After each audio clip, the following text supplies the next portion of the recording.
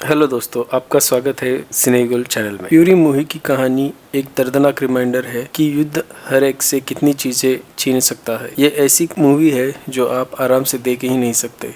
खून से लथपथ और रूह को छूने वाली फ्यूरी की कहानी युद्ध की फिल्मों में ऊंचा स्थान रखती है। चलिए समझते हैं इसकी कहानी। अगर आप हमारे चैनल पर नए हैं तो चैनल को सब्सक्राइब जरूर करिए। दूसरे विश्व युद्ध में जर्मन टैंक अमेरिकन टैंक के मुकाबले ज्यादा शक्तिशाली थे। इसके चलते अमेरिकन सैनिक जो टैंक में काम करते थे उनका बहुत नुकसान हुआ था।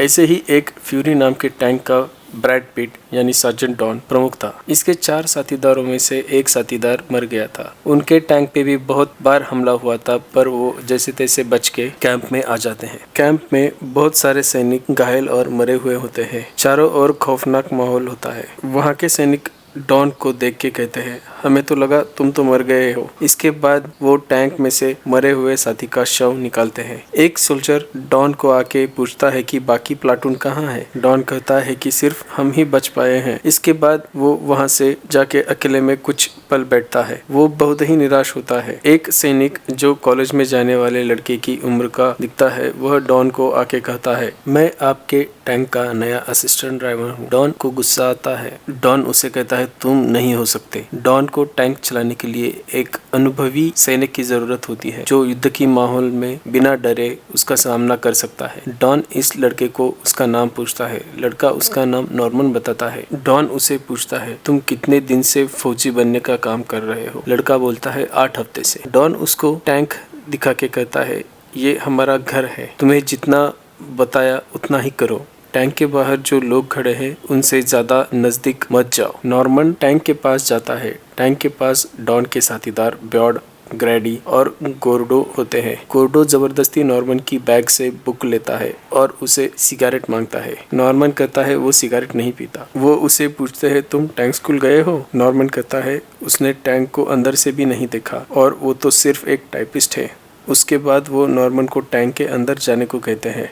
नॉर्मन टैंक के अंदर जाता है। नॉर्मन टैंक के अंदर खून दिखता है। वो टैंक को साफ करने की कोशिश करता है, पर खून की वजह से वो टैंक के बाहर आके उल्टी कर देता है। ये सब डॉन दिखता है और समझ जाता है कि नॉर्मन को युद्ध का कुछ भी अनुभव नहीं है और उसको युद्ध के बारे में कुछ भी पता नहीं है। इसके बाद अमेरिकन सैनिक एक दुश्मन सैनिक को पूछताछ को लेता जाके देख डॉन उस पे गुस्से में हमला करता है। डॉन के साथी डॉन को रोकते हैं, पर उसे देख डॉन नॉर्मन को कहता है, क्या तुमने उसे देखा? वो एक एसएस है, हमारा दुश्मन है। तुम्हें हर एक एसएस को आखिर तक मारना है और अगर तुमने उसे नहीं मारा तो वो तुम्हें मार देगा। इसके बाद वो नॉर्मन को गन देता है। कैंप में से 5 टैंक युद्ध के लिए जर्मनी के और भीतर जाने के लिए निकलते हैं। जाते वक्त उन्हें बहुत सारे लोग दिखते हैं। टैंक उनके बीच में से जाते हैं, पर उन पर कोई हमला नहीं करता। उसके बाद नॉर्मन के सामने एक बच्चा हथियार लेके आता है, पर नॉर्मन कुछ नहीं करता। वह बच्चा सामने वाले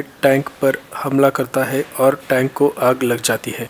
डॉन को समझता है नॉर्मन ने बच्चे को देखा था। डॉन नॉर्मन के ऊपर गुस्सा होता है और बोलता है, तुमने शूट क्यों नहीं किया? नॉर्मन कहता है कि वो सिर्फ एक बच्चा था। डॉन कहता है, तुमने बच्चे को हथियार के साथ देखा था और तुमने अभी देखा कि एक बच्चा क्या कर सकता है। ये तुम्हारी गलती थी। इसके बाद कोई भी जर्मन अगर हथियार के साथ दिखे तो तुम उसे शूट करोगे, चाहे वो छोटा बच्चा हो या कोई सुंदर लड़की। पहले टैंक में से कोई भी नहीं जिंदा बचता, इसलिए डॉन अब सारे टैंक को लीड करता है और वो आगे जाते हैं। इसके बाद सारे टैंक एक जगह पर आते हैं जहां डॉन को उसका एक सीनियर अफसर मिलता है। वो डॉन को कहता है कि हमारी एक बटालियन एक जगह पर फंसी है। उसने टैंक भेजे थे, पर वहां जर्मन के पास एंटी टैंक होने की वजह से उन्होंने टैंक को फोड़ दिया। डॉन को फंसे हुए सैनिकों को बचाने के लिए कहता है। ये सीनियर ऑफिसर डॉन को पहले से पहचानता था और उसे पता था कि ये काम डॉन ही कर सकता है। इसके बाद डॉन उसकी बटालियन को बचाने के लिए 4 टैंक के साथ निकल जाता है। उनको एक जगह से धुआता हुआ दिखता है और फंसे हुए अमेरिकन सैनिक दिखते हैं। सारे टैंक वहां जाते हैं। फंसे हुए सैनिक टैंक के पीछे आ जाते हैं। जर्मन सोल्जर एंटी टैंक से हमला करते हैं। लड़ाई शुरू होती है। गॉर्डो नॉर्मन को जर्मन सैनिक को मारने के लिए कहता है। नॉर्मन कहता है, मुझे तो सिर्फ लाशें ही दिख रही है। गॉर्डो कहता है, तुम्हें कैसे पता वो मर गए हैं? तुम डॉक्टर हो क्या? अगर उसमें से कोई भी उठ के तुम्हें मारे तो? इसके बाद नॉर्मन रोता है और कहता है, मैं हार गया। मैं यहाँ नहीं रह सकता। गॉर्डो कहता है ये अच्छा काम नहीं है पर हमें करना पड़ता है। उसके बाद वो उस पे कब्जा करते हैं। डॉन नॉर्मन को कहता है तुम जिस जगह पे बैठे हो वहाँ पे एक सबसे अच्छा फौजी बैठा था, अब तुम उसकी जगह पर बैठे हो। मैंने पहले ही मेरे साथीदारों को वचन दिया है कि मैं उन्हें जिंदा रखूंगा, पर तुम उसके आड़े आ रहे हो। नॉर्मन कहता है मुझे माफ करो, मुझे टाइपिंग की ट्रेनिंग मिली थी, लाशों पे गोलियां चलाने की नहीं, पर मैं पूरा प्रयास कर रहा हूँ। इसके बाद एक जर्मन सोल्जर अमेरिकन सोल्जर का कोट पहना हुआ मिलता है। तुम मुझे मारो पर मैं उसे नहीं मार सकता। इसके बाद डॉन जबरदस्ती नॉर्मन के हाथ बंदूक देकर उससे गोली चलवाता है। मन फौजी की मौत हो जाती है। डॉन नॉर्मन को कहता है तुम अपना काम करो। नॉर्मन वैसे ही जमीन के ऊपर पड़ा रहता है। डॉन फिर से एक जगह अकेले में कुछ पल बैठता है। मूवी में डॉन को बहुत सख्त दिखाया है, पर डॉन को युद्ध की वजह से बहुत निराशा और दुख होता है और हर लड़ाई के बाद वो कुछ पल अकेले बैठता है। अब नॉर्मन बहुत सारे जर्मन सोल्जर्स को टैंक से गोलियां चलाकर मार देता है। बाद में डॉन और सब लोग एक जगह रुककर सुबह जाने का डिसाइड करते हैं। डॉन नॉर्मन को पूछता है कि ये सब आसान था ना? नॉर्मन कहता है ये कुछ नहीं था, मुझे अच्छा लगा। डॉन को वहाँ पे एक अपार्टमेंट में एक लड़की दिखती है। वो नॉर्मन को लेके अपार्टमेंट के अंदर जाता है। वहाँ पे एमा और उसकी कजन रहते हैं। डॉन एमा और कजन को अंडे देता है और उन्हें खाना बनाने के लिए कहता है। नॉर्मन को वहाँ पर एक पियानो दिखता है और नोट्स दिखते हैं। उस नोट्स से वो पियानो बजाता है। इमा भी उसके साथ आके गाना गाती है, पर डॉन की पीठ के निशान देखने के बाद गाना बंद करती। उसके बाद डॉन नॉर्मन को कहता है कि ये लड़की तो बहुत खूबसूरत है, तुम अगर उसे बेडरूम में लेके नहीं जाते हो तो मैं उसे ले जाता हूँ। उसे सुनकर एमा खुद से नॉर्मन को लेके बेडरूम में चली जाती है और उसके बाद उनमें प्यार होता है। वो सब खाना शुरू करते हैं, पर उसके पहले ही डॉन के साथीदार वहाँ पर आ जाते हैं और वो डॉन को बोलते हैं कि तुमने हमें नहीं बुलाया, और वो सबको परेशान करते हैं। नॉर्मन और एमा को भी बहुत परेशान करते हैं। डॉन बहुत गुस्सा होता है और उनको चुपचाप रहने के लिए कहता है। उसके बाद वहाँ पर एक फौजी आता है और डॉन को बुलाता है। डॉन उसके साथी वहाँ से जाने के लिए निकलते हैं। नॉर्मन भी अब चला जाएगा, ये देखकर एमा को बहुत बुरा लगता है। ग्रैडी नॉर्मन को वहाँ से लेकर जाता है और कहता है कि तुम यहाँ शादी करने के लिए नहीं आए हो, हमें यहाँ बहुत काम है। बाहर आकर डॉन का एक सीनियर अफसर डॉन को मिलता है और कहता है प्लेन ने पूरब की तरफ जाने वाली दुश्मन की बटालियन को देखा है। वो लोग बर्लिन जा रहे हैं, जहाँ पे हमारे डॉक्टर्स, कुक और मैकेनिक है। अगर जर्मन उनको मार देंगे तो बहुत बुरा होगा। हमारा कनेक्शन खत्म होगा और हमारी बटालियन भी खत्म होगी। हमारे पास सिर्फ तुम हो, इसीलिए तुम वहाँ जाओ और उन पर गोलियां चलाकर उन्हें डरा दो, जिसकी वजह से वो सब वहाँ से चले जाएंगे। डॉन जाने के लिए निकलता है, पर प्लेन से उनके ऊपर हमला होता है। नॉर्मन टैंक के नीचे छुप जाता है। वो बाहर आके देखता है तो बॉम्ब की वजह से अपार्टमेंट भी गिर चुका होता है और उसे वहाँ एमा की लाश दिखती है। नॉर्मन एमा की लाश के यहाँ जाता है, पर ग्रैडी उसे पकड़कर टैंक में बैठ जाता है और उसे कहता है कि वो मर गई है और फौजी रोते नहीं हैं। टैंक आगे चलता है। नॉर्मन को बहुत बुरा लगता है, पर वो रोता नहीं। डॉन नॉर्मन को देखता है और एक जगह जहाँ से बहुत धुआं आता है वो नॉर्मन को दिखा के कहता है वो पूरा शहर जल रहा है, ये सब खत्म होगा, पर उसके पहले हमें बहुत लोगों को मार डालना होगा। सारे टैंक आगे जाते हैं, पर अचानक टैंक्स पर हमला होता है। ये हमला एक टाइगर टैंक से होता है। टाइगर टैंक दूसरे विश्व महायुद्ध का सबसे इनफेमस टैंक था और वो बहुत शक्तिशाली टैंक था। जो इस टैंक को देखता था उससे मन में ही डर लग जाता था। सारे टैंक्स मुड़कर टाइगर टैंक के ऊपर हमला करते हैं, पर उनकी गोलियों का टाइगर टैंक पर कुछ असर नहीं होता। एक एक करके डॉन के टैंक को छोड़ के बाकी सारे टैंक्स बर्बाद हो जाते हैं। डॉन के टैंक सामना करने की कोशिश करता है, पर उसके टैंक पे भी जमकर हमला होता है। डॉन अपने टैंक को गाइड करके टाइगर टैंक जिस जगह पतला है उस तरफ हमला करने को बोलता है। टाइगर टैंक फूट जाता है। फूटे हुए टैंक से दुश्मन फौजी बाहर आता है, पर डॉन और नॉर्मन उसे मार देते हैं। डॉन देखता है कि उसके साथ के 3 टैंक बर्बाद हुए हैं। नॉर्मन दुश्मन फौजी को मारता देख साथी उसको शाबाशी देते हैं और टैंक लेके आगे जाते हैं।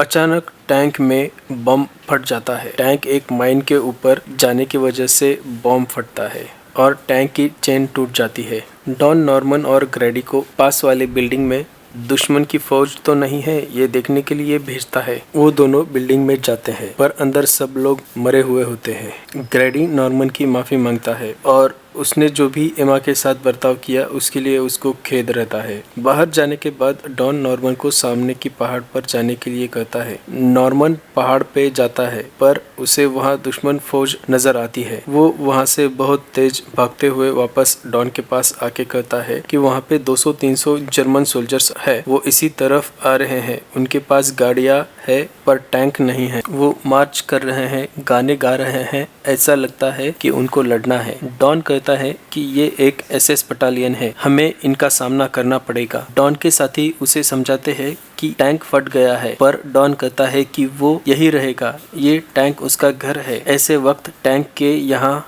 रहना मतलब मौत को गले लगाना है। डॉन के साथ नॉर्मन भी टैंक में रहने के लिए आता है। उसे देख डॉन के सारे साथी टैंक में रुककर दुश्मन के साथ मुकाबला करने का ठान लेते हैं। उसके बाद डॉन को टैंक में एक शराब की बोतल दिखती है। उसे देख डॉन कहता है, मैं थोड़ी शराब पीता हूँ, शायद मैं हैंगओवर के लिए ना बचूं। ब्यॉर्ड भी इमोशनल होता है और बाइबल के वचन बोलता है। डॉन वो वचन जिस किताब के है उसका नाम बताता है। यह देख सब लोग चौंक जाते हैं क्योंकि अब तक किसी को नहीं पता था कि डॉन भी बाइबल पढ़ता है।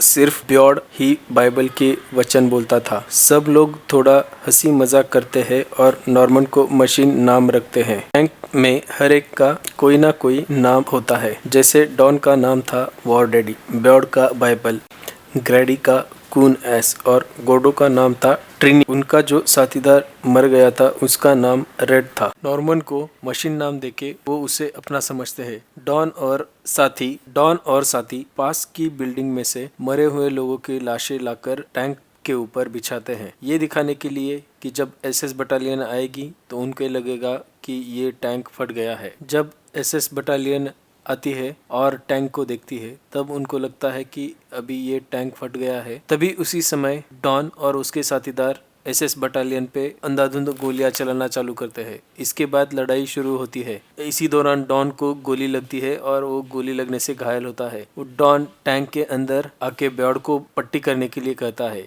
इसके बाद दुश्मन की सेना एक साथ टैंक पे हमला करती है। बहुत तेज लड़ाई शुरू होती है और टैंक से हथियार गोलियां कम होती है। इसलिए डॉन साथीदारों को कहता है कि जब तक कोई ना दिखे तब तक गोलियां मत चलाओ। लड़ाई के दौरान ग्रैडी मर जाता है। नॉर्मन की भी गोलियां खत्म हो जाती है। डॉन कहता है, डरो मत, हमारे पास और 50 हैंड ग्रेनेड्स है। जर्मन फौजी टैंक की सभी ओर से टैंक के ऊपर हमला करते हैं। ब्यॉर्ड की पिस्तौल खराब होने की वजह से वो एक मरे हुए जर्मन फौजी की पिस्तौल लेने के लिए टैंक के बाहर जाता है पर वो फौजी जिंदा होता है और वो ब्यॉर्ड के ऊपर हमला करता है। नॉर्मन ये देखकर ब्यॉर्ड को बचाता है और वो दोनों टैंक के अंदर आते हैं। गोर्डो ग्रेनेड बाहर फेंक के जर्मन सोल्जर्स को मारता है पर ऐसा करते समय दुश्मन की एक गोली उसके हाथ पे लग के ग्रेनेड टैंक के अंदर गिर जाता है। ग्रेनेड से उसके साथी ना मरे इसीलिए वो खुद ही ग्रेनेड पे झुककर ग्रेनेड फटने देता है और इसकी वजह से गोर्डो की मौत होती है। उसके बाद डॉन टैंक से बाहर ग्रेनेड फेंकता है। ब्यॉर्ड भी उसकी मदद करने के लिए आता है लेकिन एक जर्मन की गोली उसके सिर पे लग के वो वहीं पे मर जाता है और उसके बाद एक जर्मन सैनिक डॉन के ऊपर बार बार गोलियां चलाता है और इसकी वजह से डॉन को भी गोलियां लगती है लेकिन वो बच के टैंक के अंदर आ जाता है। वो बहुत ज्यादा घायल होता है। नॉर्मन अकेला जिंदा रहता है। डॉन नॉर्मन को कहता है, मुझे माफ करो, मैंने बहुत प्रयास किया। नॉर्मन कहता है, मुझे पता है पर मुझे बहुत डर लग रहा है, मैं सरेंडर कर देता हूँ। डॉन कहता है, प्लीज सरेंडर मत करना, वो लोग तुम्हें बहुत दर्दनाक मौत देंगे। नॉर्मन पूछता है, मैं अब क्या करूं? डॉन कहता है, तुम्हें पता है ना टैंक के नीचे एक हैच है। हैच मतलब टैंक के नीचे का एक छोटा दरवाजा जिससे हम टैंक के नीचे जा सकते हैं। नॉर्मन नीचे जाके छुपता है। जर्मन फौजी ऊपर से टैंक के अंदर आने का प्रयास करते हैं लेकिन डॉन उन्हें गोलियां मारता है। थोड़ी देर के बाद जर्मन फौजी टैंक के अंदर ग्रेनेड डाल देते हैं और उसी ग्रेनेड की वजह से डॉन की मौत हो जाती है। एक नॉर्मन की उम्र का सैनिक टैंक के नीचे आके देखता है तो उसे नॉर्मन दिखता है, पर वो बिना कुछ कहे और बिना किसी को कुछ बताए वहां से चला जाता है। नॉर्मन पूरी रात टैंक के नीचे बिताता है और सुबह टैंक में आता है और डॉन को गले लगाता है और उसके बाद डॉन की पिस्तौल लेकर टैंक में ही बैठ जाता है। सुबह अमेरिकन सोल्जर्स आके टैंक के ऊपर वाले हैच खोलते हैं, नॉर्मन को देखकर उसे शांत रहने के लिए कहते हैं और उसके साथ वाले फौजियों को बुलाकर नॉर्मन को बाहर निकालता है। नॉर्मन अकेला बचता है और उसे बोलता है तुम तो हीरो निकले। नॉर्मन उनके साथ आगे की जंग करने के लिए निकल जाता है और इसी के साथ हमारी मूवी का एंड होता है।